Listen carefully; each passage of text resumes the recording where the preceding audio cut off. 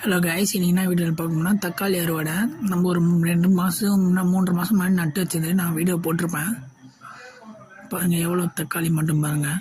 மொத்தம் ஒரு 50 செடி கிட்டே நட்டுருக்கோம். 50 செடி மட்டும் இது வரையும் ஒரு 30 செடியிலேருந்து மட்டுமே நமக்கு வந்து ஒரு 5 கிலோ 6 கிலோ 8 கிலோ வந்திருக்கு மேலே.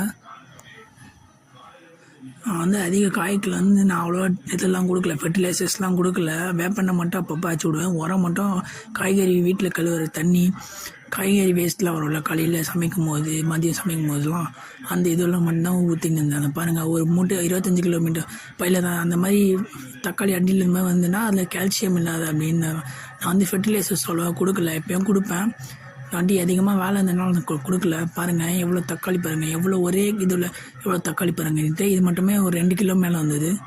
பாருங்கள் எவ்வளோ நல்லா குண்டாக இருக்குது. செடியிலே நம்ம பழுக்க வச்சோம். பாருங்கள், இது மொட்டை மாடியில் பாருங்கள் எவ்வளோ பழுக்குது பாருங்கள்.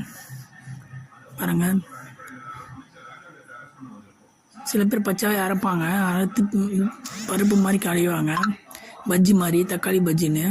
அதுவும் நல்லா தான் இருக்கும், செம்ம டேஸ்ட்டாக இருக்கும். இது எந்த கெமிக்கலுமே ஆட் பண்ணாமல் ஒரு செடி வளர்த்துருக்கேன். பாருங்கள் வேப்பெண்ணெய் மட்டும் பாருங்கள் எவ்வளோ, ஒரு தட்டில் மட்டுமே எவ்வளோ இதுக்கு பாருங்கள்.